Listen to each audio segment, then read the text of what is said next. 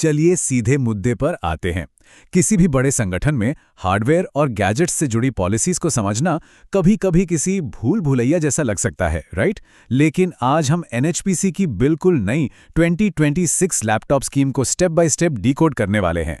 आज के इस एक्सप्लेनर में हम देखेंगे कि एक लैपटॉप के अप्रूवल से लेकर उसके खरीदे जाने, मेंटेनेंस और अंत में उसके बायबैक तक की पूरी लाइफ साइकिल कैसे काम करती है। तो चलिए शुरू करते हैं। इस पूरी पॉलिसी को आसानी से समझने के लिए हमने इसे 5 बहुत ही लॉजिकल स्टेप्स में बांटा है।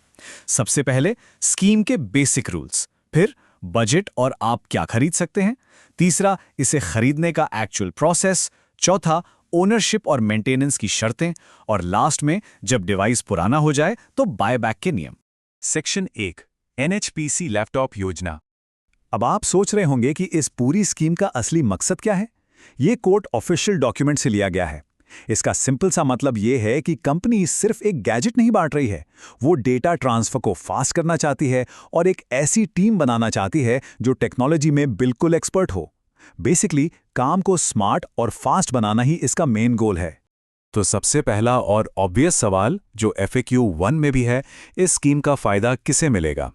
जैसा कि आप देख सकते हैं, अगर आप एग्जीक्यूटिव या सुपरवाइजरी ग्रेड में हैं तो आप बिल्कुल एलिजिबल हैं।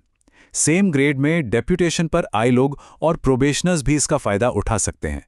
लेकिन एक छोटा सा कैच है, ट्रेनीज को फिलहाल इस स्कीम से बाहर रखा गया है।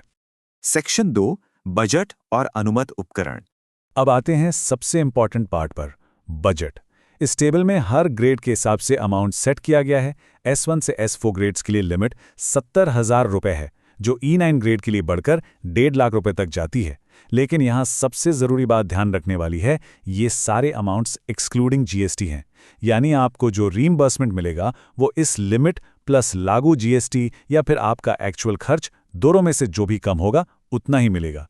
FAQ 2 और 3 में क्लियर किया गया है कि आप हार्डवेयर में क्या क्या ले सकते हैं। मेन डिवाइस के तौर पर आपके पास ऑप्शंस हैं लैपटॉप, टैबलेट, आईपैड या सरफेस प्रो, और इसके साथ 12 तरह की एक्सेसरीज भी अलाउड हैं, जैसे laptop bag, external keyboard, power bank वगैरह। लेकिन ध्यान रहे, आपको डिवाइस और एक्सेसरीज का क्लेम एक ही बार में एक साथ करना होगा। ऐसा बिल्कुल नहीं चलेगा कि आपने सिर्फ एक्सेसरीज खरीद ली और क्लेम डाल दिया। अब FAQ 7 के हिसाब से एक बहुत ही प्रैक्टिकल सवाल आता है, क्या आप मार्केट में मिलने वाला कोई भी रैंडम लैपटॉप उठा सकते हैं या इसके लिए कोई मिनिमम रिक्वायरमेंट्स हैं? इसका जवाब आपको एनेक्सर I में मिलता है, जो मिनिमम स्पेसिफिकेशंस को बिल्कुल क्लियर कर देता है। जैसे आपके लैपटॉप में कम से कम 8 GB रैम और 512 GB की स्टोरेज होनी ही चाहिए। हालांकि पॉलिसी ये भी मानकर चलती है कि आप इस मिनिमम बेसलाइन से थोड़े बेहतर स्पेसिफिकेशंस वाला डिवाइस ही खरीदेंगे ताकि काम स्मूथली हो सके। सेक्शन 3, खरीद प्रक्रिया के चरण। ठीक है, तो आपने डिवाइस सिलेक्ट कर लिया, अब इसे खरीदने का ऑपरेशनल फ्लो क्या है? FAQ 5 इसे 3 सिंपल स्टेप्स में समझाता है। स्टेप 1, आप डिवाइस खरीदते हैं। स्टेप 2, आपको 1 महीने के अंदर वो डिवाइस और उसका इनवॉइस, सीरियल नंबर वगैरह दर्ज कराने के लिए IT डिपार्टमेंट को दिखाना होता है। और स्टेप 3, IT वेरिफिकेशन के बाद आप फाइनेंस डिपार्टमेंट में रीइंबर्समेंट के लिए अपना बिल सबमिट कर देते हैं। और यहाँ पर एक बहुत बहुत बड़ा रेड फ्लैग है, जहाँ कई लोग गलती करते हैं। आपका बिल या इनवॉइस आपके नाम पर नहीं, बल्कि कंपलसरी रूप से NHPC लिमिटेड के नाम पर ही होना चाहिए। साथ ही कंपनी का GST नंबर भी उस पर होना चाहिए। अगर इसमें कोई भी गड़बड़ हुई तो आपका रीइंबर्समेंट वहीं का वहीं अटक जाएगा। चलिए एक ट्रबल शूटिंग सिनेरियो देखते हैं जो FAQ 6 में भी कवर्ड है। मान लीजिए आपने लैपटॉप खरीद लिया, लेकिन किसी वजह से आप उस 1 महीने की डेडलाइन के अंदर IT डिपार्टमेंट नहीं जा पाए, तो अब क्या होगा? इस मामले में रूल्स काफी स्ट्रिक्ट हैं। आपके पास सिर्फ एक ही लाइफलाइन है। आपके डिपार्टमेंट के हेड यानी HOD आपको सिर्फ 1 और महीने का एक्सटेंशन दे सकते हैं बस। अगर वो दूसरा महीना भी निकल गया तो उसके बाद आपके किसी भी क्लेम पर कोई विचार नहीं किया जाएगा। सेक्शन 4, स्वामित्व और रखरखाव नियम। अब बात करते हैं ओनरशिप की। FAQ 10 इसे एकदम क्रिस्टल क्लियर करता है। डिवाइस भले ही आपके पास है, आप उसे रोज यूज कर रहे हैं, लेकिन टेक्निकली ये तब तक NHPC लिमिटेड की ही प्रॉपर्टी है जब तक कि आप बायबैक प्रोसेस के थ्रू इसे ऑफिशियली वापस नहीं खरीद लेते। अब यहाँ एक दिलचस्प बैलेंस देखने को मिलता है। FAQ 11 और 13 के अनुसार ओनरशिप तो कंपनी की है, लेकिन इसकी फिजिकल सेफ्टी, मेंटेनेंस और रिपेयर की पूरी जिम्मेदारी आपकी है। अगर डिवाइस खराब होता है तो रिपेयरिंग का खर्च कंपनी नहीं देगी। और हाँ, कंपनी के पास पूरा अधिकार है कि वो ऑफिस प्रीमाइसेस में कभी भी आपके इस डिवाइस का इंस्पेक्शन कर सकती है। तो क्या होगा अगर कोई एक्सट्रीम सिचुएशन आ जाए? FAQ 14 इसी एज केस को हैंडल करता है। अगर 3 साल पूरे होने से पहले ही आपका लैपटॉप चोरी हो जाए या पूरी तरह से डैमेज हो जाए तो आप क्या करेंगे?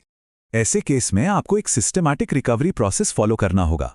सबसे पहले HR डिपार्टमेंट में तुरंत FIR सबमिट करें। उसके बाद फाइनेंस के रिकॉर्ड्स के हिसाब से उस डिवाइस की जो भी करंट वैल्यू यानी रिटन डाउन वैल्यू WDV बनती है, उसका पेमेंट आपको करना होगा।